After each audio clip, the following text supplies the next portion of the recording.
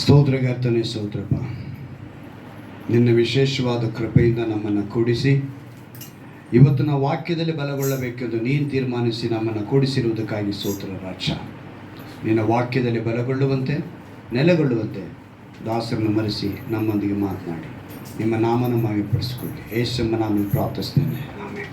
Hallelujah, hallelujah, hallelujah. ಮತ್ತೊಂದು ಆವೃತ್ತಿ ನಿಮ್ಮೆಲ್ಲರನ್ನು ಕರ್ತನಾದ ಯೇಸು ಕ್ರಿಸ್ತನ ನಾಮದಲ್ಲಿ ಆರೈಸಿ ಶುಭವನ್ನು ಕೋರುತ್ತೇನೆ. ಇದೆಷ್ಟನೇ ತಿಂಗಳು? ಅಲ್ಲಿಗೆ ಒಂದು ತಾಯಿ ಗರ್ಭದಲ್ಲಿ ಒಂದು ಮಗು ಇದ್ದರೆ ಒಂದು ಲೆಕ್ಕ ಎಷ್ಟು ಹೇಳ್ತೀವಿ? 10ನೇ ತಿಂಗಳು ಬಂತು ಅಂದರೆ ಹೆರಿಗೆ ಸಮಯ. ಹಾಗೆ ಇವಾಗ ದೇವರು 9 ತಿಂಗಳು ಕೂಡ ನಮ್ಮನ್ನು ಏನು ಮಾಡ್ಕೊಂಡ್ಬರ್ತಾ ಇದ್ದಾರೆ? ಕಣ್ಮಣಿನಂತೆ ತನ್ನ ಗರ್ಭದಲ್ಲಿ ನಮ್ಮನ್ನು ಇರಿಸಿ ನಡೆಸ್ಕೊಂಡು ಬಂದಿದ್ದಾರೆ. ಈಗ 10ನೇ ತಿಂಗಳಿಗೆ ಬಂದಿದ್ದೀವಿ. ಹೆರಿಗೆ ಸಮಯ ಥರ ಆಯ್ತು ಲೆಕ್ಕ. ಈ 10ನೇ ತಿಂಗಳಲ್ಲಿ ಒಂದು ಅದ್ಭುತವಾದ ಮಾತನ್ನು ನಮಗೆ ತಂದುಕೊಟ್ಟಿದ್ದಾರೆ. ಒಂದು ವಾಗ್ದಾನವನ್ನು ಕೊಡ್ತಾರೆ. ಆ ವಾಗ್ದಾನ ನೀವು ಓದಿದ ತಕ್ಷಣವೇ ನಿಮ್ಗೆಲ್ರಿಗೂ ಒಂದು ವಿಶೇಷವಾದ ಒಂದು ಏನು ಬರಬೇಕು ಅಂದರೆ ಬ್ಲೆಸ್ಸಿಂಗ್, ಒಂದು ಆ ಆಶೀರ್ವಾದ ನಿಮ್ಮ ಮೇಲೆ ಬಂದುಬಿಡಬೇಕು. 1 ಪೇತ್ರ 5ನೇ ಅಧ್ಯಾಯ ಎಷ್ಟನೇ ವಾಕ್ಯ ತೆಗೆದುಕೊಳ್ಳಿ. 1 ಪೇತ್ರ. ಯಾಕಂತ ಹೇಳಿದ್ರೆ ನಮ್ಮ ಜೊತೆಗೆ ವಾಸ ಮಾಡೋದಕ್ಕೆ ಇಷ್ಟಪಡುವಂಥ ದೇವರಾಗಿದೆ ಅಲ್ವಾ? ಹೀಗಿರುವುದರಿಂದ 6ನೇ ವಾಕ್ಯ, ದೇವರ ತ್ರಾಣವುಳ್ಳ ಹಸ್ತದ ಕೆಳಗೆ ನಿಮ್ಮನ್ನು ತಗ್ಗಿಸಿಕೊಳ್ಳಿರಿ, ಆತನು ತಕ್ಕ ಕಾಲದಲ್ಲಿ ನಿಮ್ಮನ್ನು ಮೇಲಕ್ಕೆ ತರುವನು. ಏನು ಮಾಡ್ತಾರಂತೆ? ಮೇಲಕ್ಕೆ ತರ್ತಾರೆ. ಈ ವಾಕ್ಯನ ನನಗೆ ದೇವರು ಕೊಟ್ಟಾಗ ನಾನು ಯೋಚನೆ ಮಾಡಿ, ಯಾಕಂತ ಹೇಳಿದ್ರೆ ಇವತ್ತು ಮನುಷ್ಯ ಯಾರ್ಯಾರ ಮೇಲೂ ಆಧಾರವಾಗಿದ್ದಾನೆ. ಆಧಾರ ಅನ್ನೋ ಪದಕ್ಕೆ ಇಲ್ಲಿ ಒಂದು ಪದ ಬಳಕೆ ಆಗಿದೆ. ತ್ರಾಣವುಳ್ಳ ಹಸ್ತದ ಕೆಳಗೆ ನಿಮ್ಮನ್ನು ತಗ್ಗಿಸಿಕೊಳ್ಳಿರಿ. ಇವತ್ತು ನಾವು ಎಲ್ಲೆಲ್ಲೋ ತಗ್ಗಿಸ್ಕೊಳ್ತಾ ಇದ್ದೀವಿ. ವಿಶ್ವಾಸಿಗಳಾಗಿರುವಂಥ ನಾವು ದೇವರ ತ್ರಾಣವುಳ್ಳ ಹಸ್ತ, ಅದರ ಅರ್ಥ ತಿಳಿಯದೆ ದೇವರು ಸಾಮರ್ಥ್ಯವುಳ್ಳವರಾಗಿ ಯಾರಿಂದಲೂ ಕಸಿದುಕೊಳ್ಳುವರು, ಶಾಶ್ವತವಾಗಿ ಹಿಡಿಯುವಂಥ ದೇವರು ಅವರ ಹಸ್ತಕ್ಕೆ ನಾವು ಇರಬೇಕು ಅನ್ನೋ ಅದಕ್ಕೆ ಆಧಾರವಾಗದೆ ಬೇರೆ ಎಲ್ಲ ಕಾರ್ಯಗಳಿಗೆ ಆಧಾರವಾಗಿದ್ದೀವಿ. ನಾವು ಹೇಗಿದ್ದೀವಿ ಅಂತ ಹೇಳಿದ್ರೆ ಅದೇ ಹೇಳೋಣ. ಮೊದಲನೇದಾಗಿ ದೇವರ ಹಸ್ತ ಸಾಮರ್ಥ್ಯವುಳ್ಳದು ಅಂತ ಅರ್ಥ ಮಾಡ್ಕೋಬೇಕು. ಎರಡನೇದಾಗಿ ಶಾಶ್ವತವಾಗಿ ಹಿಡಿಯುವಂಥ ಕರ. ಅದ್ಯಾವುದು? ಶಾಶ್ವತವಾಗಿರುವಂಥ ಕರ. ಅದಕ್ಕೆ ವಾಗ್ದಾನ ಹೇಳ್ಬಿಟ್ಟಿದೆ, ಹಸ್ತದ ಕೆಳಗೆ, ತ್ರಾಣವುಳ್ಳ ಹಸ್ತದ ಕೆಳಗೆ. ಅದ ನಂತರ ಹೇಳ್ತಾರೆ, ಯಾವ ರೀತಿ ಹೇಳ್ತಾರೆ ಅಂದರೆ ತಕ್ಕ ಕಾಲದಲ್ಲಿ ನಿಮ್ಮನ್ನು ಮೇಲೆ ತರುವರು. ತಕ್ಕ ಕಾಲ ಬರೋದಕ್ಕೆ ಮುಂಚೆ ಆ ಹಸ್ತದ ಕೆಳಗೆ ನಮ್ಮನ್ನು ಏನು ಮಾಡಬೇಕು? ತಗ್ಗಿಸಿಕೊಳ್ಬೇಕು. ತಗ್ಗಿಸಿಕೊಳ್ಳಬೇಕು ಅಂದ ತಕ್ಷಣ ಇವತ್ತೆಲ್ಲ ಏನು ಮಾಡ್ತಾರೆ ಗೊತ್ತಾ? ಅರ್ಕಲ್ ಬಟ್ಟೆ ಹಾಕೋಬೇಕು, ಕೋಟು ಸೂಟ್ ಹಾಕಬಾರ್ದು, ಮೀಡಿಯಮ್ ಆಗಿರೋ ಡ್ರೆಸ್ ಹಾಕಬೇಕು, ಹಾಗೆ ಏನೇನೋ ಒಂದು ಪದ್ಧತಿಗಳನ್ನ ರೂಢಿ ಮಾಡಿಕೊಂಡು ನಮ್ಮನ್ನು ತಗ್ಗಿಸ್ಕೊಳ್ಳಬೇಕಂತ ನಾವು ಯೋಚನೆ ಮಾಡಿದೆ. ಅದೆಲ್ಲ ತಗ್ಗಿಸ್ಕೊಳ್ಳಿಕ್ಕೆ ದೇವರೊಂದಿಗೆ ನಮ್ಮ ಸಂಪರ್ಕ ಒಂದು ತಂದೆ ಮಗನಂದ ಪ್ರೀತಿಯಿಂದ ಇರಬೇಕು. ಆ ರೀತಿ ನಮ್ಮೊಂದಿಗೆ ಆ ದೇವರೊಂದಿಗೆ ನಾವು ತಗ್ಗಿಸ್ಕೊಳ್ಳಿ. ದೇವರ ಮುಂದೆ ಯಾವತ್ತೂ ಸಮವಾಗಿರ್ತೀನಿ ಅಂತ ಹೇಳ್ಕೊಳ್ಳೋದಕ್ಕೆ ಸಾಧ್ಯವೇ ಇಲ್ಲ. ಸಮ ಅಂತ ಹೇಗೆ ತೋರಿಸ್ತೀವಿ ಅಂದರೆ, ನಾನು ದುಡಿತಾ ಇದ್ದೀನಿ, ನನಗೆ ವಿದ್ಯೆ ಇದೆ, ನನಗೆ ಅವರು ಗೊತ್ತು, ನನಗೆ ಇವರು ಗೊತ್ತು, ನನಗೆ MP ಗೊತ್ತು, MLA ಗೊತ್ತು, ಕಾರ್ಪೊರೇಟ್ರ್ ಗೊತ್ತು, CM ಗೊತ್ತು, PM ಗೊತ್ತು, ನನಗೆ ರಾಜ್ಯಪಾಲರು ಗೊತ್ತು, ನನಗೆ ರಾಷ್ಟ್ರಪತಿ ಗೊತ್ತು. ಈ ಮಾತೆಲ್ಲ ದೇವರ ಮುಂದೆ ಹೇಳೋ ಹಾಗಿಲ್ಲ. ಅವರ ಮುಂದೆ ತ್ರಾಣವುಳ್ಳ ಹಸ್ತ. ಇಲ್ಲಿ ಇನ್ನೊಂದು ಗಮನಿಸ್ಬೇಕು ನೀವು. ತ್ರಾಣವುಳ್ಳ ಅಂತೀವಲ್ಲ, ಅದಕ್ಕೆ ಇನ್ನೊಂದು ಪದ ಸಾಮರ್ಥ್ಯ. ಏನಂತ ಅರ್ಥ? ಸಾಮರ್ಥ್ಯ. ಅವರಿಗೆ ಆ ತ್ರಾಣ ಇದೆ ಅಂದರೆ ಅವ್ರಿಗೆ ಶಕ್ತಿ ಇದೆ, ಅವರಿಗೆ ಆ ಬಲವಿದೆ, ಅವರಿಗೆ ಆ ಯೋಗ್ಯತೆ ಇದೆ. ಅವರಿಂದ ಮಾತ್ರ ನಮಗೆ ಆ ಒಂದು ಸಮಾಧಾನ ಕೊಡೋದಕ್ಕೆ ಸಾಧ್ಯ. ಅದಕ್ಕೆ ಅವ್ರು ಹೇಳ್ತಾರೆ ಆ ತ್ರಾಣವುಳ್ಳ ಹಸ್ತ. ನಾನು ಅದಕ್ಕೆ ಒಂದು ಒಳ್ಳೆ ಇಮೇಜ್ ಹಾಕಿದೆ. ಕೈ ಕೆಳಗಡೆ ಒಬ್ಬ ಮನುಷ್ಯ ಮೊಣಕಾಲು ಹಾಕಿರೋ ಥರ. ಅಂದರೆ ಆ ಹಸ್ತದ ಕೆಳಗೆ ನಾವು ಇರಬೇಕು, ದೇವರ ಕೈ. ಆಗ ನಮಗೆ ಒಂದು ಆಶೀರ್ವಾದ ನಮಗೆ ಸಿಗುತ್ತೆ. ನಿಮಗೆ ಇವತ್ತು ನಾವು ಎಲ್ಲೆಲ್ಲಿ ಆಧಾರವಾಗಿದ್ದೀವಿ, ಪ್ರಪಂಚದಲ್ಲಿ ಹೇಗೆಲ್ಲ ಬದುಕೋದಕ್ಕೆ ಇಷ್ಟಪಡ್ತಿದ್ದೀವಿ ಅನ್ನೋದಕ್ಕೆ ಒಂದು ಸ್ಮಾಲ್ ಸ್ಟೋರಿ ಹೇಳ್ತೀನಿ, ನೀತಿಗಾಗಿ ಹೇಳೋದು. ಆಯ್ತಾ? ಏನಕ್ಕಂತ ಹೇಳಿದ್ರೆ ತಿಳ್ಕೋಬೇಕು. ಇವತ್ತು ಪ್ರಪಂಚದಲ್ಲಿ ಶೋ ಆಫ್ ಅಂದ್ರೇನು? ಶೋ ಆಫ್ ಅಂದರೆ ಶೋ ಆಫ್ ಮಾಡಬೇಕು ಅನ್ನೋ ಒಂದು ತುಂಬ ಜನರಲ್ಲಿ ಬಂದ್ಬಿಟ್ಟಿದೆ. ಅದಕ್ಕೆ ಒಂದು ಉದಾಹರಣೆಗೆ ಹೇಳ್ತಾ ಇದ್ದೀನಿ. ಏನಂತ ಹೇಳ್ತಾ ಇದ್ದೀನಿ ಹೇಳಿ, ಮಾತು ಹೇಳಲ್ಬಿಟ್ಟಿದೆ. ಮಗಳೊಬ್ಬಳು ತಂದೆ ಹತ್ರ ಬರ್ತಾಳೆ, ಕೇಳ್ತಾಳೆ, ಡ್ಯಾಡಿ ನನ್ನ ಫ್ರೆಂಡ್ಸ್ ಎಲ್ಲ ಐಫೋನ್ ಇಟ್ಟಿದ್ದಾರೆ. ಏನಿಟ್ಟಿದ್ದಾರೆ? ಸೊ ನನಗೂ ಕೊಡಿಸು. ತಂದೆ ಹೇಳ್ತಾರೆ, ಅವ್ರ ತಂದೆ ಎಂಥವ್ರು ಅಂತ ಹೇಳಿದ್ರೆ ಒಂದು ನಾರ್ಮಲ್ ಸ್ಟುಡಿಯೋ ಇಟ್ಟಿರೋರು. ಏನಿಟ್ಟಿರೋರು? ಅದು ಒಂದು ಸ್ಟುಡಿಯೋ ಇಟ್ಟಿರೋರು. ಹೇಳು ಕೊಡಿಸೋದಿದ ತಕ್ಷಣ, ಅಮ್ಮ ಲಕ್ಷ ಕೊಟ್ಟು ಫೋನ್ ಯಾಕೆ, 10,000 ಫೋನ್ ಸಾಕಾಗಲ್ವಾ ಅಂತ ಕೇಳಿದ್ರು. ಅದಕ್ಕೆ ಆ ಮಗಳು ಬೇಸರ ಮಾಡಿಕೊಂಡು ಮುಖ ತಿರ್ಸ್ಕೊಂಡು ಹೊಟ್ಟೋಗ್ತಾಳೆ. ಒಂದು ಸ್ವಲ್ಪ ದಿವಸ, 1-2 ದಿವಸ ಬಿಟ್ಟು ಮಗ ಬಂದ. ಮಗ ಹೇಳ್ತಾನೆ, ಡ್ಯಾಡಿ ಈ ಕಾಲನಿಯಲ್ಲೇ ನಮ್ಮದೇ ಫಸ್ಟ್ ಬೈಕ್ ಬುಲೆಟ್. ಏನು? ಬುಲೆಟ್. ನನಗೆ ಏನು ಬೇಕೋ? ಹಾಂ, ಇವಾಗ ಬುಲೆಟ್ ಒಂದು ಬಹಳ ಟ್ರೆಂಡ್ ಆಗಿಬಿಟ್ಟಿದೆ. ಹೆಣ್ಮಕ್ಳಾಗಲಿ ಗಂಡು ಮಕ್ಕಳಾಗಲಿ ಬುಲೆಟ್ ಓಡಿಸೋದು ಒಂದು ಟ್ರೆಂಡು ಅಲ್ವಾ? ಹಾಗೆ ಇವನೇನು ಹೇಳ್ದ, ಈ ಕಾಲನಿಯಲ್ಲಿ ನಮ್ಮದೇ ಫಸ್ಟ್ ಬೈಕ್ ಇರ್ಬೇಕು ಡ್ಯಾಡಿ, ಒಂದು ಬೈಕ್ ಕೊಡಿಸು ಅಂದ. ಅವರಪ್ಪ, ನೋಡಪ್ಪ ಈಗ 2 ಲಕ್ಷ ಸಾಲ ಮಾಡಿ ಗಾಡಿಯಾಗಿ ತಗೋಬೇಕು, ನನ್ನ ಬೈಕ್ ಇದೆಯಲ್ಲ ಅದನ್ನು ನೀನು ತಗೊಂಡು ಕಾಲೇಜಿಗೆ ಹೋಗು, ನಾನು ಸ್ಟುಡಿಯೋಗೆ ನಡ್ಕೊಂಡು ಹೋಗ್ತೀನಿ ಅಂತ. ಮಗ ಕೋಪಿಸ್ಕೊಂಡು ಮುಖ ತರಿಸ್ಕೊಂಡು ಹೋದ. ಇನ್ನು ಸ್ವಲ್ಪ ಹೊತ್ತಿಗೆ ಧರ್ಮಪತ್ನಿ, ಯಾರು? ಧರ್ಮಪತ್ನಿ ಅಂದರೆ ಹೆಂಡತಿ, ಆಕೆ ಬಂದು, ರೀ ನಾಳೆ ನಮ್ಮವ್ರದ್ದು ಫಂಕ್ಷನ್ ಇದೆ ಗೊತ್ತಾ, ಆ ಫಂಕ್ಷನ್ಗೆ ಹೋಗ್ಬೇಕು ಅಂತ ಒಂದು 10,000 ರೂಪಾಯಿ ರೇಷ್ಮೆ ಸೀರೆ ತೊಗೊಂಡಿದ್ದೀನಿ, ತಿಂಗಳಿಗೆ 1,000 ರೂಪಾಯಿ EMI ಕಟ್ಟಬೇಕು, ಕಟ್ಬಿಡಿ ಆಯಿತಾ ಅಂತ. ಕೊಡಿಸಿ ಅಂತ ಹೇಳಿಲ್ಲ, ಏನಂದ್ರೆ ತಗೊಂಡು ಬಂದ್ಬಿಟ್ಟಿದ್ದೀನಿ, EMI ಕಟ್ಟು ಅಂತ. ಹಂಗೆ ಹೇಳಿದ ತಕ್ಷಣ ಇವನು ಹೇಳಿದಂತೆ, ಅಲ್ಲಮ್ಮ ಸಾಲ ಮಾಡಿ ಸೀರೆ ತಗೊಂಡು ಅದನ್ನು ಕಟ್ಕೊಂಡು ಫಂಕ್ಷನ್ಗೆ ಹೋಗ್ಬೇಕು ಅಂತ ಯಾರಮ್ಮ ಹೇಳಿದ್ರು ಅಂಥೇಳಿ ಏನೂ ಹೇಳೋಕ್ಕಾಗ್ದಿರ, ಯಾಕಂದ್ರೆ ಹೆಂಡ್ತಿ ಅಲ್ವಾ, ಏನೂ ಹೇಳೋಕ್ಕಾಗ್ದಿರ ಬೇಸರದಲ್ಲಿ ಹೋಗಿ ಅವತ್ತು ರಾತ್ರಿ ಮಲಗ್ತಾನೆ. ಮಲಗಿ ಬೆಳಗ್ಗೆ ಎಲ್ಲರೂ ಬಂದು ತಟ್ಟಿದ್ರು, ಅವನು ಎದ್ದೊಳ್ಳಿಲ್ಲ. ಮಲಗ್ದವನು ಎದ್ದೊಳ್ಳೆ ಇಲ್ಲ. 3 ಜನನು ಕಣ್ಣೀರು ಹಾಕಿದ್ರು. ಅವತ್ತು ಎಲ್ಲ ಕಾರ್ಯ ಎಲ್ಲ ಮಾಡಬೇಕು, ಮಾಡಿ ಮುಗಿಸಿದ್ದಾಯಿತು. ಇನ್ನು ಕಾರ್ಯ ಎಲ್ಲ ಮುಗಿದ ಮೇಲೆ ಏನಾಗಬೇಕು, ಮನೆ ಕ್ಲೀನ್ ಮಾಡಬೇಕಲ್ಲ. ಕ್ಲೀನ್ ಮಾಡಿದ್ರೆ ತಂದೆ ಬೀರುನಲ್ಲಿ ಒಂದು ಬ್ಯಾಗು, ದೊಡ್ಡ ಬ್ಯಾಗ್ ಇದೆ. ಆ ಬ್ಯಾಗ್ ಫುಲ್ಲಾಗಿ ಹಣ ಇದೆ. ಏನಿದೆ? ಹಣ.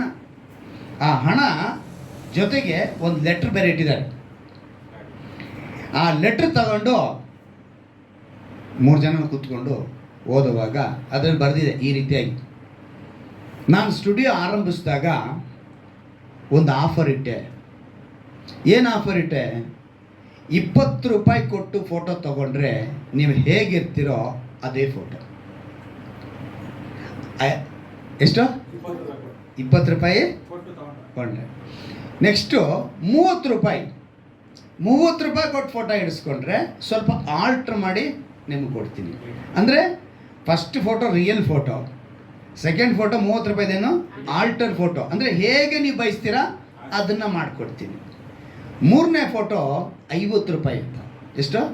50 ರೂಪಾಯಿ. ಈ 50 ರೂಪಾಯಿ ಫೋಟೋ ಹೆಂಗೆ ಅಂತ ಹೇಳಿದ್ರೆ, ಬೇರೆಯವ್ರು ಹೇಗಿರಬೇಕು ಅಂತ ನೀವು ಬಯಸ್ತೀರ ಆ ಥರ. ಏನಂತೆ? ಬೇರೆಯವರು ನೀವು ಹೇಗಿರಬೇಕು ಅಂತ ನೀವು ಅಂದ್ಕೊತ ಇದ್ದೀರಾ, ನಾನು ಅವ್ರ ಮುಂದೆ ಹೀಗಿರಬೇಕು ಅಂತ ಅಂದ್ಕೊತೀರಲ್ಲ, ಆ ರೀತಿ ಒಂದು ಫೋಟೋ, ಈ ರೀತಿಯಾದ ಒಂದು ಆಫರ್ ಇಟ್ಟಿದ್ದೆ. ಈ ಆಫರ್ ಇಟ್ಟ ಮೇಲೆ ನನ್ನ ಬದುಕಿನಲ್ಲಿ ಯಾರೂ 20 ರೂಪಾಯಿ ಫೋಟೋ ತೆಗಿಲೇ ಇಲ್ಲ. ಎಲ್ಲರೂ ಕೂಡ 50 ರೂಪಾಯಿ ಫೋಟೋನೇ ತೆಗೆಸ್ಕೊಂಡ್ರು. ರಿಯಲ್ ಫೋಟೋ ಬೇಡ, ಆಲ್ಟ್ರ್ ಫೋಟೋನು ಬೇಡ. ಆದರೆ ನಮ್ಗೆ ಎಂಥ ಫೋಟೋ ಬೇಕು? ಬೇರೊಬ್ಬರು ಬಯಸೋ ಥರ ಎಡಿಟೆಡ್ ಫೋಟೋ. ಏನು ಫೋಟೋ ಇರೋದು? ರಿಯಲ್ ಫೋಟೋ ಬೇಡ, ಆಲ್ಟ್ರ್ ಫೋಟೋ ಬೇಡ, ಎಡಿಟೆಡ್ ಫೋಟೋ ಬೇಕು ಅಂತೇಳಿ ಅವ್ರು ಹಿಡಿಸ್ಕೊಂಡ್ರು. ನಾನು ಅದನ್ನು ನೋಡಿ ನನ್ನ ಬದುಕಿನಲ್ಲಿ ನಗು ಬಂತೆ ಹೊರತು ನನಗೆ ಏನು ತೋಚಲೇ ಇಲ್ಲ. ಆದರೆ ಈಗ ಇಲ್ಲಿ ನಿಮ್ಮ ಮುಂದೆ ಒಂದು ಚೀಲ ತುಂಬ ಹಣ ಇಟ್ಟಿದ್ದೀನಿ. ನಿಮ್ಮ ಬದುಕನ್ನು 20 ರೂಪಾಯಿ ಫೋಟೋ ಥರ ಬದುಕ್ತೀರಾ, 30 ರೂಪಾಯಿ ಫೋಟೋ ಥರ ಬದುಕ್ತೀರಾ, ಅಥವಾ 50 ರೂಪಾಯಿ ಫೋಟೋ ಥರ ಬೇರೆಯವರು ಬಯಸಬೇಕು, ಬೇರೆಯವರು ಮೆಚ್ಚಬೇಕು ಅನ್ನೋ ಬದುಕನ್ನ ಬದುಕ್ತೀರಾ? ನೀವೇ ತೀರ್ಮಾನಿಸಿಕೊಳ್ಳಿ ಅಂತೇಳಿ. ಇವತ್ತು ನಾವು ಯಾವ ಬದುಕ್ತಾ ಇದ್ದೀವಿ? ಯಾಕಂದರೆ ದೇವರ ತ್ರಾಣವುಳ್ಳ ಹಸ್ತದ ಕೆಳಗೆ ನಾವು ಬದುಕಬೇಕಾದ್ರೆ 20 ರೂಪಾಯಿ ಫೋಟೋ ನಮಗಿರಬೇಕು. ಯಾವ ಫೋಟೋ ಇರಬೇಕು? 30 ರೂಪಾಯಿದಾಗಲಿ 50 ರೂಪಾಯಿದಾಗಲಿ ನಾವು ಇದ್ದರೆ ದೇವರ ತ್ರಾಣವುಳ್ಳ ಹಸ್ತದ ಕೆಳಗೆ ನಾವು ಇರೋಕ್ಕಾಗಲ್ಲ. ಯಾಕಂದರೆ ದೇವರು ನಮ್ಗೆ ಏನಂತ ಹೇಳ್ಕೊಟ್ಟಿದ್ದಾರೆ? ಅನುದಿನದ ಆಹಾರವನ್ನು ನಮಗೆ ಈ ಹೊತ್ತು ದಯಪಾಲಿಸು. ಅದರ ಅರ್ಥ ಏನು? ಇವತ್ತು ಮಾತ್ರ ಅಕ್ಕಿ ಇಟ್ಕೊಂತ ಅರ್ಥನಾ? ನಮಗೆ ಎಷ್ಟು ಅವಶ್ಯಕತೆ ಇದೆಯೋ ಅಷ್ಟಕ್ಕೆ ನಾವು ಇರಬೇಕು. ನಮಗೇನು ಬೇಕಾಗಿದೆ ಅಂತೇಳಿ ಪರಮ ತಂದೆಗೆ ಎಲ್ಲ ಗೊತ್ತಿದೆ. ಹೂಗಳನ್ನ ನೋಡ್ರಿ, ಹಾರಾಡೋ ಪಕ್ಷಿಗಳನ್ನ ನೋಡ್ರಿ, ಬಿತ್ತುವುದಿಲ್ಲ, ಕೊಯ್ಯುವುದಿಲ್ಲ. ಈ ಹೂಗಳನ್ನ ನೋಡ್ರಿ, ಸೊಲೊಮೋನನ ದೇವಾಲಯದಲ್ಲಿ ಇರುವುದಕ್ಕಿಂತ ಇವುಗಳನ್ನ ನೀವು ಅವುಗಳಿಗಿಂತ ಶ್ರೇಷ್ಠ ಅಂತಾರೆ ದೇವರು ನಮ್ಮನ್ನು. ಹಾಗಿರುವಾಗ ನಾವಿವತ್ತು ಎಂಥ ಬದುಕನ್ನು ಬದುಕ್ತಾ ಇದ್ದೀವಿ? ದೇವರ ತ್ರಾಣವುಳ್ಳ, ಅಂದರೆ ದೇವರಿಗೆ ಸಾಮರ್ಥ್ಯ ಇದೆ, ಆ ತ್ರಾಣವುಳ್ಳ ಹಸ್ತದ ಕೆಳಗೆ ನಾನು ಇರಬೇಕು ಅಂತ ಅಂದುಕೊಂಡ್ರೆ ನನ್ನನ್ನು ತಗ್ಗಿಸ್ಕೊಳ್ತೀನಿ. ನಾನು ತಗ್ಗಿಸ್ಕೊಂಡ್ರೆ ತಕ್ಕ ಕಾಲದಲ್ಲಿ ನನಗೇನು ಸಿಗುತ್ತೆ? ಫಲ ಸಿಗುತ್ತೆ. ನೋಡಿ, ನಿಮ್ಗೆ ಉದಾಹರಣೆಗೆ ಹೇಳ್ತೀನಿ. ನಾನು ಲಾಸ್ಟ್ ವೀಕ್ ಹೇಳಿದ್ನಲ್ಲ, ಸಭೆಗೆ ನಾವೇನೋ ಒಂದು ಅಮೌಂಟ್ ಕೊಡಬೇಕಿತ್ತು ಅಂಥೇಳಿ 3,000 ರೂಪಾಯಿ ಸಾಲ ಮಾಡ್ಕೊಂಬಂದೆ. ಆಯಿತಾ? ಸಾಲ ಮಾಡ್ಕೊಂಡು ಬಂದೆ, ಅದನ್ನು ಇಲ್ಲಿ ಕೊಟ್ಟೆ. 3 ವರ್ಷ ಆಯಿತು ನಮ್ಮ ಟ್ರಾವೆಲ್ಸ್ ಓನರ್ ಪೂಜೆ ಮಾಡಿ. ಎಷ್ಟು ವರ್ಷ ಆಯಿತು? ಈ ವರ್ಷ ಮಾಡಿದವರು 3,000 ಕೊಟ್ಟರು ಬೋನಸ್. ನಮ್ಮ ಮನೆಯವರು ನನಗೆ ಹೇಳ್ತಾರೆ, ಪಾ ಚಪ್ಪಲಿ ಕಿತ್ತೋಗಿದೆ, ಶೂ ಬೇರೆ ಕಿತ್ತೋಗಿದೆ, ನಿಮ್ಮದು ತಗೊಳ್ಳಿ ಅಂದರು. ನಮ್ಮ ಮನೆಯವರು ಪ್ರೀತಿ, ಗಂಡನ ಮೇಲಿರೋ ಪ್ರೀತಿ ಅಲ್ವಾ? ನನ್ನ ಗಂಡ ಚಪ್ಪಲಿ ಕಿತ್ತೋಗಿರೋ ಚಪ್ಪಲಿ ಹಾಕೊಂಡು ಅಂತೇಳಿ ಅವ್ರು ಹೇಳಿದ್ರು. ಆದರೆ 3,000 ಬಂದಿದ್ದ ತಕ್ಷಣ ದೇವ್ರು ನನಗೆ ಹೇಳಿದ್ದೇನು ಗೊತ್ತಾ? ಸಾಲ ಕೊಟ್ಟಿದ್ನಮ್ಮ, ಕೊಟ್ಟುಬಿಡು. ಏನು ಬಂತು? ತಕ್ಷಣ 3,000 ರೂಪಾಯಿನ ನಾನು ಸಾಲ ಕೊಟ್ಟೆ. ಈಗ ನಾನು ದೇವರ ತ್ರಾಣವುಳ್ಳ ಹಸ್ತದ ಕೆಳಗೆ ನಾನು ಇರಬೇಕು ಅಂದರೆ ನಮಗೆ ಏನೇನು ಬೇಕು ಅಂತೇಳಿ ದೇವರು ಸಿದ್ಧ ಮಾಡಿರ್ತಾರೆ, ಅದರ ಪ್ರಕಾರ ಬದುಕಬೇಕು. ನಮ್ಮನ್ನು ಹೇಗೆ ತಗ್ಗಿಸ್ಕೊಂಡು ಬದುಕೋದು ಅಂತ ಹೇಳಿದ್ರೆ, ನಮ್ಮ ಅವಶ್ಯಕತೆ ಏನಿದೆ, ನಮ್ಮ ಅಗತ್ಯ ಏನಿದೆ, ಅದಕ್ಕೆ ತಕ್ಕ ಹಾಗೆ ನಮ್ಮ ಬದುಕನ್ನು ಬದುಕುವುದೇ ತಗ್ಗಿಸ್ಕೊಳ್ಳೋದು. ಅದು ತಗ್ಗಿಸುವೆ ಬದುಕು. ಅರ್ಕಲ್ ಬಟ್ಟೆ ಹಾಕ್ಕೊಂಡೆ, ಮಾಸೋಗಿರೋ ಬಟ್ಟೆ ಹಾಕ್ಕೊಂಡೆ, ನಾನು ಬಗ್ಗಿಕೊಂಡು ನಡೆದೆ, ಅದೆಲ್ಲ ತಗ್ಗಿಸುವಿಕೆ. ಅಂದರೆ ಈ ರೀತಿಯಾದ ತಗ್ಗಿಸುವಿಕೆ ಮಾಡಿದಾಗ ನಾವು ದೇವರ ತ್ರಾಣವುಳ್ಳ ಹಸ್ತದ ಕೆಳಗಿರ್ತೀವಿ. ಆಗ ಅವ್ರೇನು ಮಾಡ್ತಾರೆ? ಇನ್ನೊಂದು ಗಮನಿಸಬೇಕು, ಅಲ್ಲಿ ಏನು ಹೇಳ್ತಾರೆ? ತಕ್ಕ, ಇದು ಬಹಳ ಮುಖ್ಯ. ತಕ್ಕ ಕಾಲ ಅಂತ ಹೇಳಿದ್ರೆ ಅದಕ್ಕೆ ಇನ್ನೊಂದು ಪದ ಹೇಳ್ತೀನಿ, ಯೋಗ್ಯತೆ ಬರೋವರೆಗೂ ಅನ್ನೋ ಅರ್ಥ. ಏನರ್ಥ ಅದು? ಈಗ ತಗ್ಗಿಸ್ಕೊಂಡಿದ್ಯಾ ಅಲ್ವಾ? 1ನೇ ಕ್ಲಾಸಿಗೆ ಹೋದ್ವಿ, 1ನೇ ಕ್ಲಾಸಲ್ಲಿ ಹೋಗಿ ಫಸ್ಟ್ ರ್ಯಾಂಕ್ ಬಂದಿದ್ದ ತಕ್ಷಣ ನೀವು ಈ ಹುಡುಗ 1ನೇ ಕ್ಲಾಸಲ್ಲೇ ಫಸ್ಟ್ ರ್ಯಾಂಕ್ ಬಂದ್ಬಿಟ್ಟ, ಇವನು ಏಕ್ದಮ್ 10th ಪಾಸ್ ಮಾಡಿ ನಡೀತಾ? 10th ನೀನು ಸ್ಟೇಟಿಗೆ ಬಂದ್ಬಿಟ್ಟವ್ರೆ, ಏಕ್ದಮ್ MBA ಕೊಟ್ಬಿಡಿ, ಆಗುತ್ತಾ? ಸೊ ಅದಕ್ಕಿಂತ ಒಂದು ಕಾಲಗಳು ಬರಬೇಕು. ಹಾಗೆ ವಿಶ್ವಾಸಿಯಾಗಿ ನೀವು ಬಂದ ಮೇಲೆ ನೀವೇನು ಮಾಡಬೇಕು? ತಕ್ಕ ಕಾಲಕ್ಕೆ ಕಾಯ್ತಾರೆ. ಇಂದು ಕ್ರೈಸ್ತರಂದು ಹೇಳಿಕೊಳ್ಳೋರು ಹೇಗಿದ್ದಾರೆ ಅಂತ ಹೇಳಿದ್ರೆ, ಓಡ್ತಾ ಇದ್ದಾರೆ. ಓಡ್ತಾ ಓಡ್ತಾ ಓಡ್ತಾ ಓಡ್ತಾ ಹೇಗೆಂದರೆ, ಸತ್ಯವೇದ ಏನು ಹೇಳುತ್ತೆ ಗೊತ್ತಾ? ಮತ್ತಾಯನ ಬರೋ ಸುವಾರ್ತೆ 15ನೇ ಅಧ್ಯಾಯ, ಮತ್ತಾಯನ ಬರೋ ಸುವಾರ್ತೆ 15ನೇ ಅಧ್ಯಾಯ, ಅದರಲ್ಲಿ ಒಂದು ಮಾತನ್ನು ಓದ್ತೀನಿ, ಗಮನ ಇಟ್ಟು ಕೇಳಿ. ಮತ್ತಾಯನ ಬರೋ ಸುವಾರ್ತೆ, ಇಲ್ಲಿ ಯೇಸು ಹೇಳ್ತಾರೆ ಈ ಮಾತನ್ನ, ಅದನ್ನು ನೆನಪಿಗೆ ತರ್ತಾರೆ. ಹೇಗೆ ನೆನಪಿಗೆ ತರ್ತಾರೆ ಅಂತ ಹೇಳಿದ್ರೆ, ಅವ್ರು ಹೇಳುವಂಥ ಮಾತು ಪ್ರವಾದಿ ಯೆಶಾಯ ಹೇಳಿದ್ದು ಅಂತೇಳಿ ಹೇಳ್ತಾರೆ. ಏನಂತ ಹೇಳ್ತಾರೆ ಅವರು? ಪ್ರವಾದಿ ಯೆಶಾಯ ಹೇಳಿದ್ದು ಅಂತ ಹೇಳಿ ಹೇಳ್ತಾರೆ. ಮತ್ತಾಯನ ಬರೋ ಸುವಾರ್ತೆ 15ನೇ ಅಧ್ಯಾಯದಲ್ಲಿ 7ನೇ ವಾಕ್ಯದಿಂದ ಓದ್ತೀನಿ ಕೇಳಿ. ಕಪಟಿಗಳೇ, ನಿಮ್ಮ ವಿಷಯದಲ್ಲಿ ಯೆಶಾಯನು ವಿಹಿತವಾಗಿ ಪ್ರವಾದಿಸಿದ್ದಾನೆ. ಅವನು ಬರೆದದ್ದೇನೆಂದರೆ, ಈ ಜನರು ಮಾತಿನಿಂದ ನನ್ನನ್ನು ಸನ್ಮಾನಿಸುತ್ತಾರೆ, ಆದರೆ ಅವರ ಮನಸ್ಸುಗಳು ನನಗೆ ದೂರವಾಗಿದೆ. ಕ್ರೈಸ್ತರು ಅಂತ ಹೇಳಿಕೊಂಡು, ಕ್ರೈಸ್ತರೆಂಬ ಹೆಸರು ಹೇಳಿಕೊಂಡು, ಆದರೆ ನಾವಿವತ್ತು ಏನಾಗಿದ್ದೀವಿ? ಬರೀ ಏನಂತೆ ಮಾತಿನಿಂದ ದೇವ್ರನ್ನ ಸನ್ಮಾನಿಸ್ತಿದ್ದೀವಿ, ಆದರೆ ನಮ್ಮ ಮನಸ್ಸೇನಾಗಿದೆ? ದೂರವಾಗಿದೆ. ಅಂದರೆ ದೇವರ ಸಾಮರ್ಥ್ಯವುಳ್ಳ ತ್ರಾಣವುಳ್ಳ ಹಸ್ತದ ಕೆಳಗೆ ನಮ್ಮನ್ನು ತಗ್ಗಿಸ್ಕೊಳ್ತಾ ಇಲ್ಲ. ದೇವರಿಂದ ನಾವೇನಾಗಿದ್ದೀವಿ? ದೂರವಾಗಿದ್ದೀವಿ. ದೇವರು ಇವತ್ತು ನಮಗೆ ಎಚ್ಚರಿಕೆ ಪಡಿಸಿ ಹೇಳ್ತಿದ್ದಾರೆ, ನಾವೇನಾಗಿರಬೇಕು? ಆ ತ್ರಾಣವುಳ್ಳ ಹಸ್ತದ ಕೆಳಗೆ. ಆಗ ನೋಡಿ ದೇವರ ಆಶೀರ್ವಾದವು ನಮ್ಮ ಮೇಲೆ ಬರುತ್ತೆ.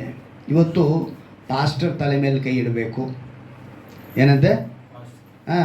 ದೇವರು ತಲೆ ಮೇಲೆ ಕೈ ಇಡಬೇಕು ಅನ್ನೋ ಮನಸ್ಸಿಲ್ಲ. ಅಲ್ಲಿ ಸಭೆಗೆ ಹೋಗ್ಬೇಕು, ಪಾಸ್ಟರ್ ಹತ್ರ ತಲೆ ಹಿಂಗೆ ಕೊಟ್ಬಿಡ್ಬೇಕು. ಅವರು ತಲೆ ಮೇಲೆ ಕೈ ಇಟ್ಟುಬಿಟ್ರೆ ಎಲ್ಲ ಹೋಯ್ತು ಅನ್ನೋ ಮಟ್ಟಿಗೆ ಮನುಷ್ಯ ತಯಾರಾಗ್ತಾ ಇದ್ದಾನೆ. ನಿನ್ನ ಸಮರ್ಪಣೆಯಲ್ಲಿ ಪಾಸ್ಟರ್ ಕೈ ಇಡಬೇಕು. ಯಾವಾಗ? ಅದಕ್ಕೆ ಅಂತ ಒಂದು ಸಮಯ ಇದೆ. ದೇವರು ಹೇಳ್ತಾರೆ, ಅವ್ರ ಮೇಲೆ ತಲೆ ಮೇಲೆ ಕೈ ಇಟ್ಟು ಅವರ ರೋಗಕ್ಕಾಗಿ ಪ್ರಾರ್ಥನೆ ಮಾಡು, ಅವ್ರನ್ನ ಅಭಿಷೇಕಿಸೋದಕ್ಕಾಗಿ ತಲೆ ಮೇಲೆ ಕೈ ಇಡು. ಆ ಟೈಮಲ್ಲಿ ಹೇಳಿದಾರಲ್ಲ, ಆ ರೀತಿಯಾದ ಒಂದು ಸಂದರ್ಭಕ್ಕೆ ಕಾಯಬೇಕೆ ಹೊರತು ನೀನು ಎಲ್ಲ ಸಮಯನೂ ಹೋಗಿ ಅವ್ರ ಹತ್ರ ಕೈ ಇಟ್ಟಿದ ತಕ್ಷಣ ನನ್ನ ಆಶೀರ್ವಾದ ಬಂದ್ಬಿಡುತ್ತೆ, ನನ್ನ ಬದುಕು ಬದಲಾಗುತ್ತೆ. ಇವತ್ತು ಕೆಲವರೆಲ್ಲ ಮನೆಗಳಲ್ಲಿ ಕಾಟೇಜ್ ಪ್ರೇಯರ್ ಅಂತ ಹಿಡಿಸ್ಕೊತಾರೆ. ಆ ಪ್ರೇಯರ್ ಉದ್ದೇಶ ಏನು ಅಂತ ಹೇಳಿದ್ರೆ, ಪಾಸ್ಟರ್ ಬಂದು ನಮ್ಮ ಮನೆ ಪ್ರೇಯರಲ್ಲಿ ನಡೆಸಿಬಿಟ್ರೆ ನಮ್ಗೆ ಆಶೀರ್ವಾದ. ಆದರೆ ಇವರದ ಸಮರ್ಪಣೆನೇ ಇರಲ್ಲ. ಇಲ್ಲಿ ಪಾಸ್ಟರ್ ಬಂದು ಇವ್ರಿಗೋಸ್ಕರ ಪ್ರೇಯರ್ ಮಾಡಿ ಹೊಟ್ಟೋದ್ಮೇಲೆ ಇವರು ತಮ್ಮ ಲೋಕ ಪ್ರಕಾರವಾಗಿ ಇವರು ಬದುಕ್ತಾ ಇರ್ತಾರೆ. ಇವರಿಗೆ ಆ ನಂಬಿಕೆನೂ ಇರಲ್ಲ, ಆ ವಿಧೇಯತೆಯೂ ಇರಲ್ಲ. ಅದರಿಂದನೇ ಇವತ್ತು ನಮಗೆ ಎಚ್ಚರಿಕೆ ಪಡಿಸಿರ್ತಾರೆ. ನಮಗೆಲ್ರಿಗೂ ಗೊತ್ತು ಅಂಬೇಡ್ಕರ್ ಅಲ್ವಾ? ಅಂಬೇಡ್ಕರ್ನ ಫಾಲೋ ಮಾಡೋರಿಗೆ ಏನಂತ ಹೇಳ್ತಾರೆ? ಅಂಬೇಡ್ಕರ್ ಫಾಲೋಯರ್ಸ್.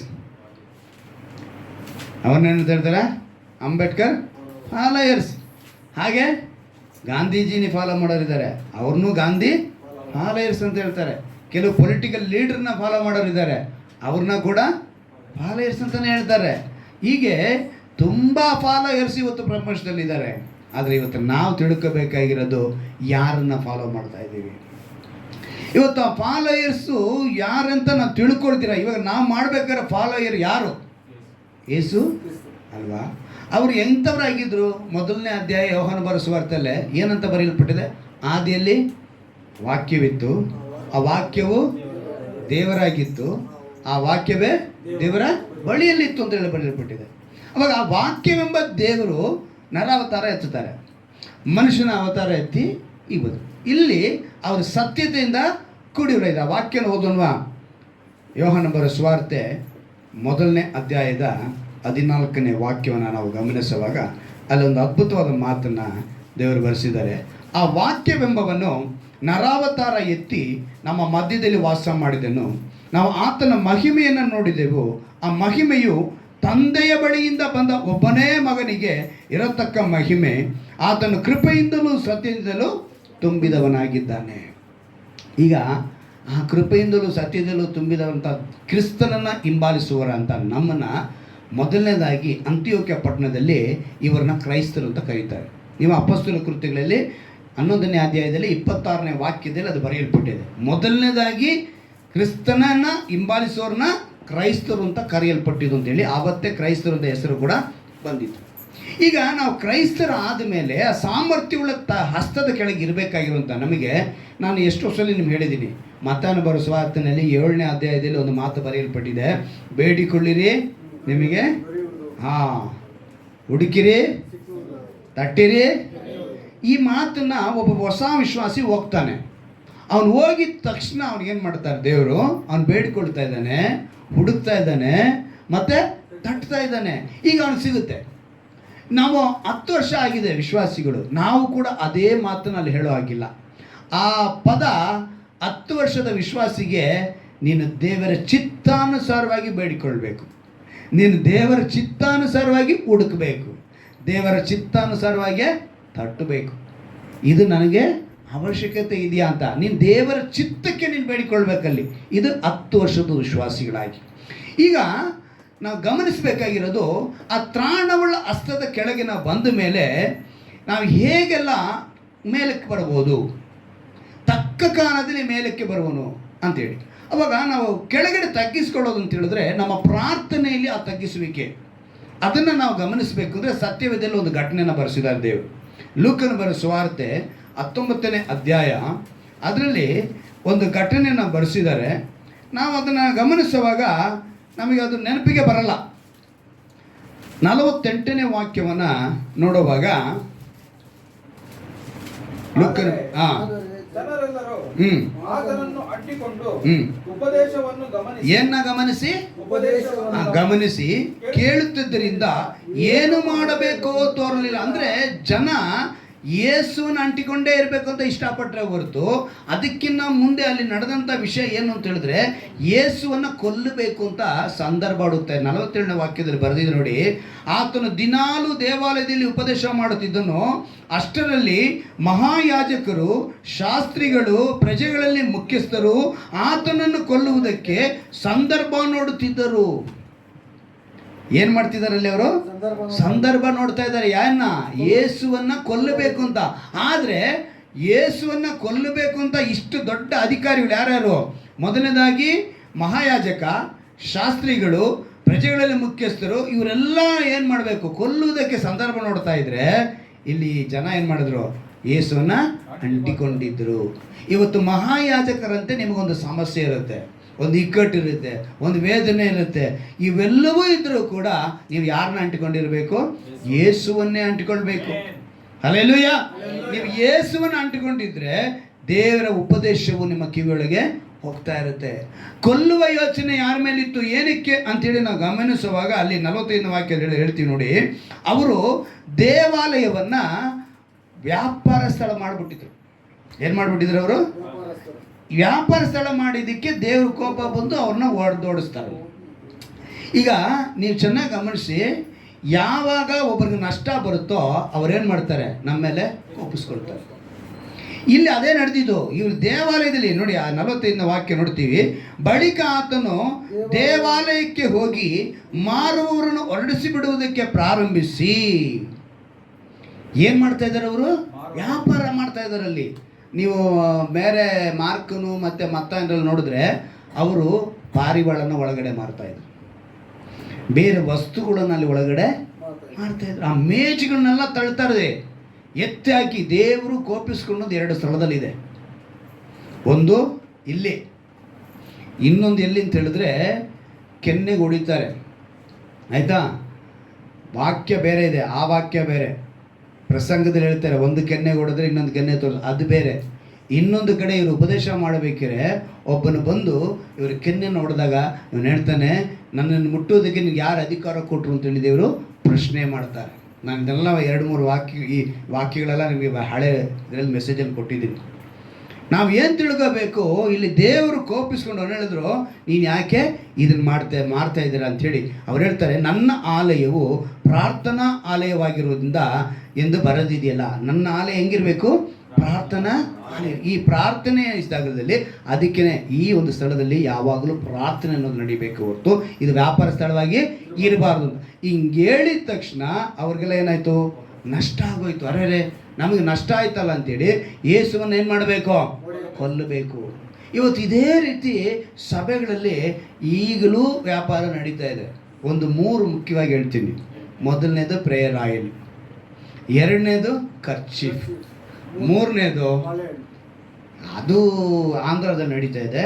ನಮ್ಮದ್ರಲ್ಲಿ ನಡೀತಾ ಇರೋದು ನೀರು.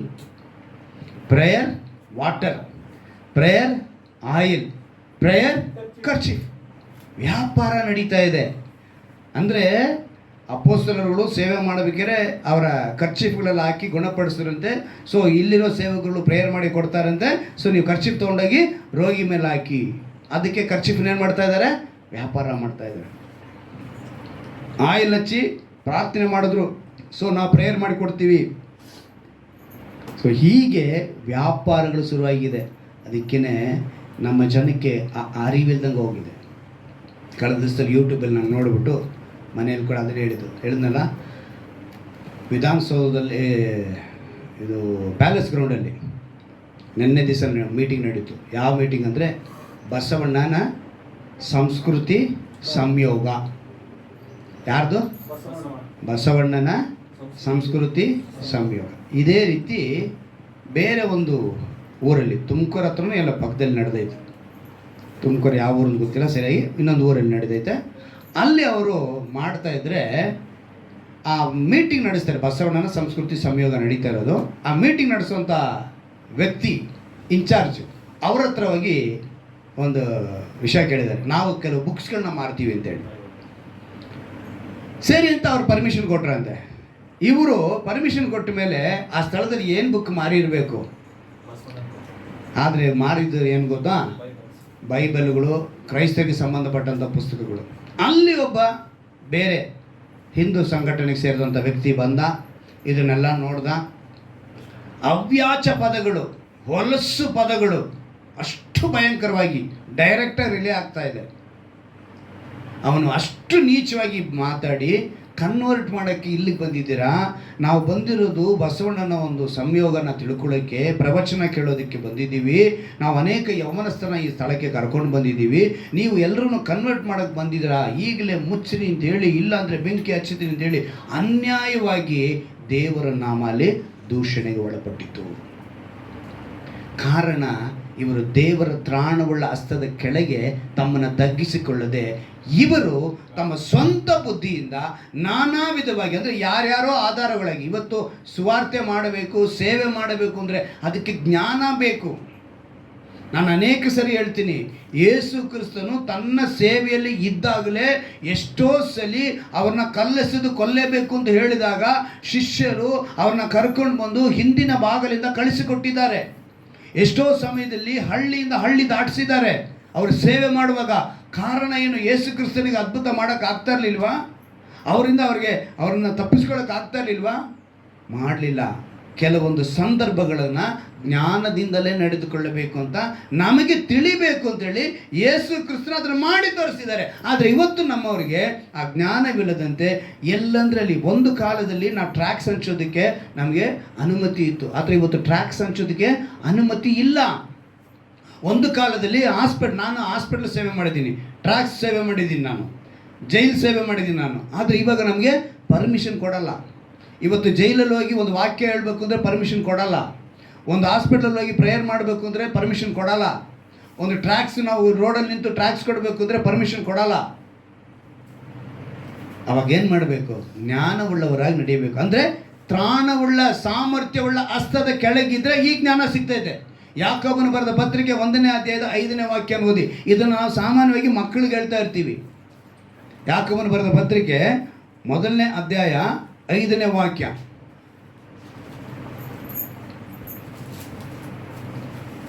ದೇವರ ಮಾತು ಏನಂತ ಹೇಳಲ್ಪಟ್ಟಿದೆ ನೋಡಿ, ಅಲ್ಲಿ ತೆಗೆದ್ರ 18ನೇ ಅಧ್ಯಾಯ ಯಾಕೋಬನು 1:5.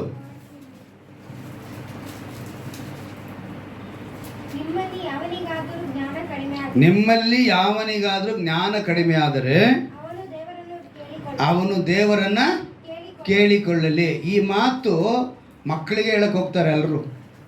ಏನಂತೆ? ಮಕ್ಕಳಿಗೆ ಹೇಳ್ತಾರೆ. ಇಲ್ಲಿ ಮಕ್ಕಳು ದೊಡ್ಡವರು ಚಿಕ್ಕವರು ಏನು ಬರ್ದಿಲ್ಲ. ಯಾವನಿಗಾದರೂ ಅಂದರೆ ಯಾರಾದರೂ ಆಗಿರ್ಬೋದು, ಅವ್ರಿಗೆ ಜ್ಞಾನ ಕಡಿಮೆ ಆದರೆ ಏನು ಮಾಡಬೇಕು? ಅವರು ದೇವರನ್ನು ಬೇಡಿಕೊಳ್ಳಲಿ. ಇವಾಗ ಬೇಡಿಕೊಳ್ಳಿರಿ, ಹುಡುಕಿರಿ, ತಟ್ಟಿರಿ ಅನ್ನೋ ಪದ ಇಲ್ಲಿಗೆ ಅನ್ವಯಿಸುತ್ತೆ ನಮಗೆ. ನಾವು ಬೇಡಿಕೊಳ್ಬೇಕು, ದೇವರೇ ನನಗೆ ಈ ಜ್ಞಾನ ಬೇಕು. ಈ ಜ್ಞಾನವನ್ನು ನಾವೇನು ಮಾಡಬೇಕು? ಹುಡುಕಬೇಕು.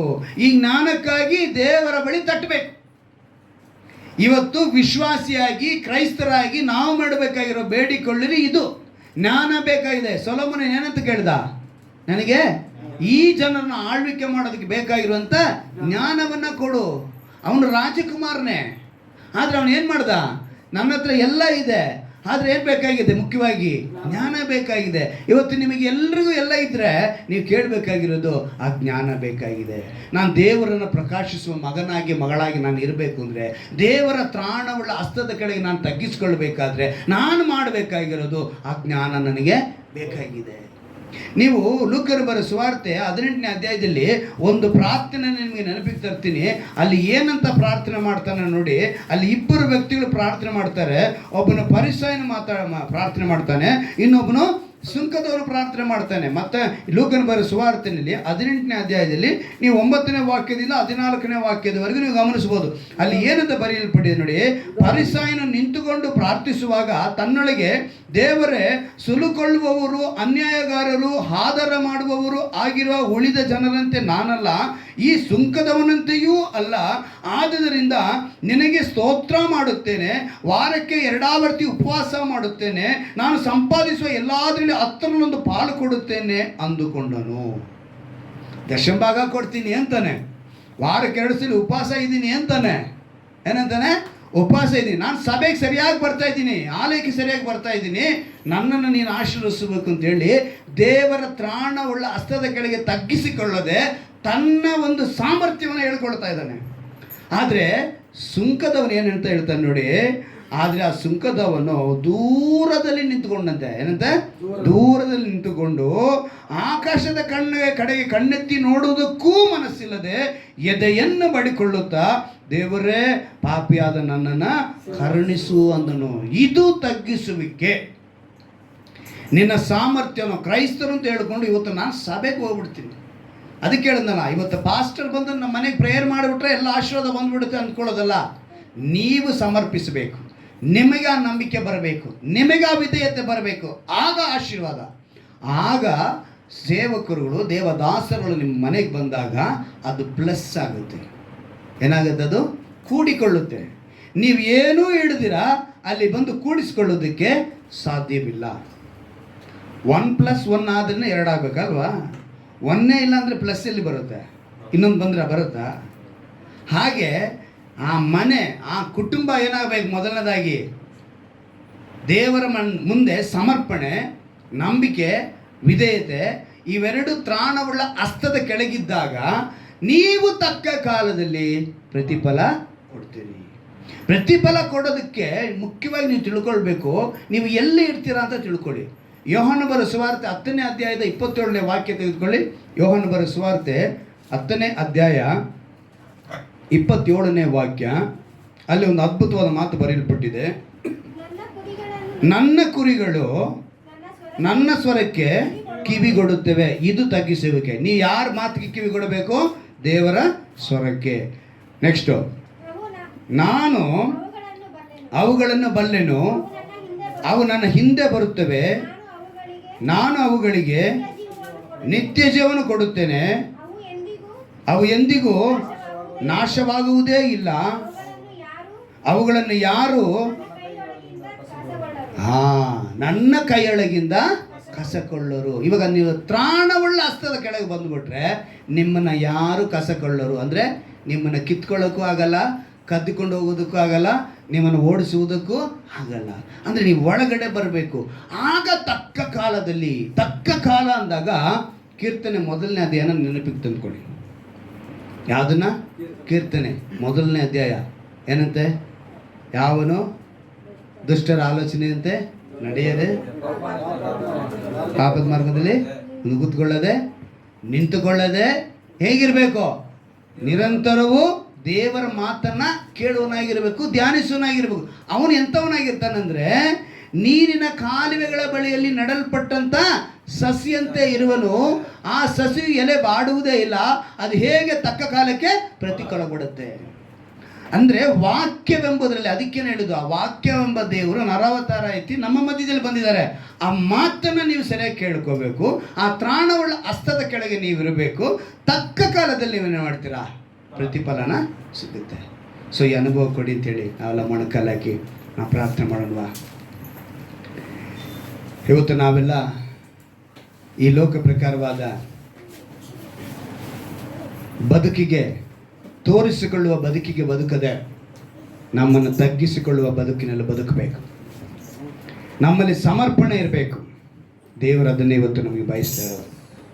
ನಮ್ಮ ಬಳಿ ಬಯಸುವಂಥ ಒಂದು ವಿಶೇಷವಾದ ವಿಷಯ ಅಂದರೆ ಸಮರ್ಪಣೆ, ನಂಬಿಕೆ, ವಿಧೇಯತೆ.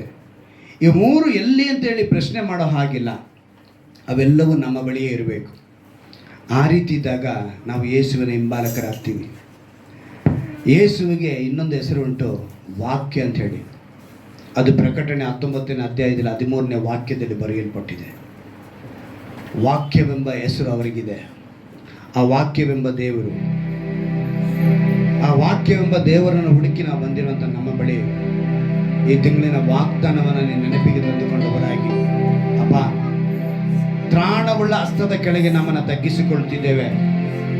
ನೀನು ನಮ್ಮನ್ನು ತಕ್ಕ ಕಾಲದಲ್ಲಿ ಮೇಲಕ್ಕೆತ್ತುವುದಕ್ಕಾಗಿ ಸ್ತೋತ್ರ ಎಂದು ಹೇಳಿ ಯಾರ್ಯಾರು ಒಪ್ಪಿಸಿಕೊಡ್ತಿದ್ರೋ, ಸಮರ್ಪಿಸಿಕೊಳ್ತಿದ್ರೋ, ನಂಬಿಕೆ ಇಡ್ತಿದ್ರೋ, ಯಾರು ವಿಧೇಯತೆಗೆ ಒಪ್ಪಿಸಿಕೊಡ್ತಿದ್ರೋ, ಖಂಡಿತವಾಗಲು ನೀವು ತಕ್ಕ ಕಾಲದಲ್ಲಿ ಫಲ ಕೊಡುವರಾಗಿರ್ತೀರ.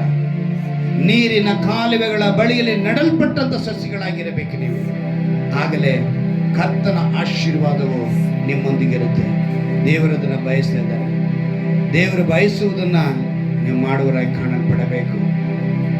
ಅವನು ನೀರಿನ ಕಾಲುವೆಗಳ ಬಳಿಯಲ್ಲಿ ಬೆಳೆದಿರುವ ಮರದ ಹಾಗಿರುವನು. ಅಂತ ಮರವು ತಕ್ಕ ಕಾಲದಲ್ಲಿ ಫಲ ಕೊಡುತ್ತದಲ್ಲ, ಅದರ ಎಲೆ ಬಾಡುವುದೇ ಇಲ್ಲ. ಅದರಂತೆ ಅವನ ಕಾರ್ಯವೆಲ್ಲವೂ ಸಫಲವಾಗುವುದೆಂದು ಮಾತು ಕೊಟ್ಟಿದ್ದಾರೆ ದೇವರು. ನೀವು ನೀರಿನ ಕಾಲುವೆ ಬಳಿ ಅಂದರೆ ವಾಕ್ಯವೆಂಬ ನೀರಿನ ಬಳಿಯಲ್ಲಿ ನೆಡಲ್ಪಟ್ಟವರಾಗಿರಬೇಕು. ವಾಕ್ಯವೆಂಬ ಬೋಧನೆಯಲ್ಲಿ ನೆಡಲ್ಪಟ್ಟವರಾಗಿರಬೇಕು. ಆ ವಾಕ್ಯವೆಂಬ ಬೋಧನೆ ಇರುವಂಥ ಸಭೆಯಲ್ಲಿ ನೆಡಲ್ಪಟ್ಟವರಾಗಿರಬೇಕು. ಆ ವಾಕ್ಯಕ್ಕೆ ಬೋಧನೆಗೆ ಒಳಪಟ್ಟಿರುವಂಥ ಆ ದೇವರ ಸಾಮರ್ಥ್ಯವುಳ್ಳ ತ್ರಾಣವುಳ್ಳ ಹಸ್ತದ ಕೆಳಗೆ ನೀವಿರಬೇಕು.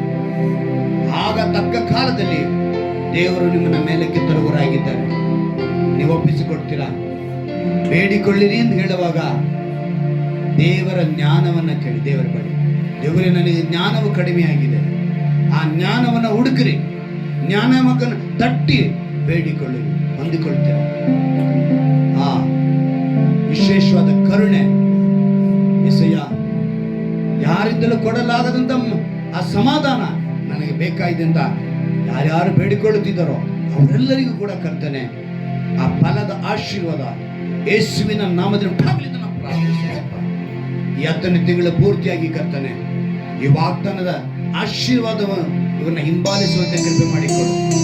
ಇವರೆಲ್ಲರೂ ನಿನ್ನ ಹಿಂಬಾಲಿಸುವಂತ ಕ್ರಿಸ್ತನ ಹಿಂಬಾಲಕರಾಗಿರುವಂತೆ ಕೃಪೆ ಮಾಡಿಕೊಡು. ಈ ತಿಂಗಳು ಯಾವ್ಯಾವ ವಿಶೇಷ ಕಾರ್ಯಗಳನ್ನ ಇವರು ಮಾಡಬೇಕೆಂದು ಅಂದುಕೊಂಡಿದ್ದಾರೋ, ಒಂದು ವೇಳೆ ಯಾರಿಗಾದ್ರೂ ಮದುವೆ ದಿನವಿದ್ದರೆ ಅದನ್ನು ಆಶೀರ್ವದಿಸಿಕೊಡು. ಹುಟ್ಟಿದ ದಿನವಿದ್ದರೆ ಆಶೀರ್ವದಿಸಿಕೊಡು. ಯಾವುದೇ ಒಂದು ಕಾರ್ಯ ಆರಂಭಿಸಬೇಕೆಂದು ತೀರ್ಮಾನ ಮಾಡಿದ್ದರೆ ಅದನ್ನು ಆಶೀರ್ವದಿಸಿಕೊಡು. ಈ ತಿಂಗಳ ಪೂರ್ತಿಯಾಗಿ ಸಾಮರ್ಥ್ಯವುಳ್ಳ ಹಸ್ತದ ಕೆಳಗೆ ಇವರನ್ನು ತಗ್ಗಿಸಿಕೊಳ್ಳುವ ಬದುಕನ್ನು ಇವರು ಬದುಕುವಂತೆ ಕೃಪೆ ಮಾಡಿಕೊಡು. ಯಾವಾಗಲೂ ಆ ತಗ್ಗಿಸಲಿಕ್ಕಿರಲಿ. ಈ ತಿಂಗಳು ಮಾತ್ರವಲ್ಲ ಕರ್ತನೆ, ಯಾವಾಗಲೂ ಕೂಡ ಕರ್ತನೆ ರಾಜ್ಯ ಬರುವವರೆಗೂ ನಿನ್ನ ಕೆಳಗಡೆ, ನಿನ್ನ ಹಸ್ತದ ಕೆಳಗಿರುವಂತೆ ಕೃಪೆ ಮಾಡಿಕೊಡು ಕರ್ತನೆ. ಎಸಯ್ಯ, ಇವರೊಂದಿಗೆ ಇರುವುದಕ್ಕಾಗಿ ಸ್ತೋತ್ರ ಕರ್ತನೆ. ಆ ಜ್ಞಾನದಿಂದ ಇರುವಂತೆ ಬದುಕುವಂತೆ ಕೃಪೆ ಮಾಡಿಕೊಡು. ಅದು ಮಾತ್ರವಲ್ಲ ಕರ್ತನೆ, ಎಂಥ ಬಲಹೀನತೆ ಇದ್ದರೂ ಯೇಸುವೆ ಸ್ವಸ್ಥ ಮಾಡುವ ಶಕ್ತಿಯುಳ್ಳ ದೇವರು ನೀನು ಕರ್ತನೆ. ನೀನು ಸಾಮರ್ಥ್ಯವುಳ್ಳವನು. ನಿನ್ನ ಗಾಯವುಳ್ಳ ಹಸ್ತವನ್ನು ಮುಟ್ಟಲಿದ್ದನ್ನು ಪ್ರಾರ್ಥಿಸ್ತೇನೆ ಕರ್ತನೆ. ಆಶೀರ್ವಸು, ಬಲಪಡಿಸು, ಪ್ರತಿಯೊಬ್ಬರನ್ನು ಆಶೀರ್ವಸು ಕರ್ತನೆ. ಈ ವಾಕ್ಯ ಕೇಳುವಂತ ಯಾರೇ ಆಗಿದ್ದರೂ, ಎಂಥ ಸಮಯದಲ್ಲಿ ಕೇಳಿದ್ರು ಕೂಡ ಕರ್ತನೆ, ಈ ವಾಕ್ಯದ ಆಶೀರ್ವಾದ ಸಾಮರ್ಥ್ಯವುಳ್ಳ ಹಸ್ತದ ಕೆಳಗೆ ತಮ್ಮನ್ನು ತಗ್ಗಿಸಿಕೊಂಡವರಾಗಿ ತಕ್ಕ ಕಾಲದಲ್ಲಿ ಪ್ರತಿಫಲನ ಹೊಂದುವಂತ ಆ ಆಶೀರ್ವಾದ ಯೇಸುವಿನ ನಾಮದಲ್ಲಿ ಇದನ್ನು ಪ್ರಾರ್ಥಿಸ್ತೇನೆ. ಒಂದು ಅದ್ಭುತ ಕಾಣುವಂತೆ ಕೃಪೆ ಮಾಡಿಕೊಂಡು ನಮ್ಮ ರಕ್ಷಕನ ವಿಮೋಚಕನಾಗಿರುವ ಯೇಸು ಕ್ರಿಸ್ತನ ನಾಮದಲ್ಲಿ ಪ್ರಾರ್ಥಿಸಿ ಬೇಡುವಂತ ಜೀವನ ತಂದೆಯೇ, ಆಮೆನ್. ಹಲ್ಲೆಲೂಯಾ.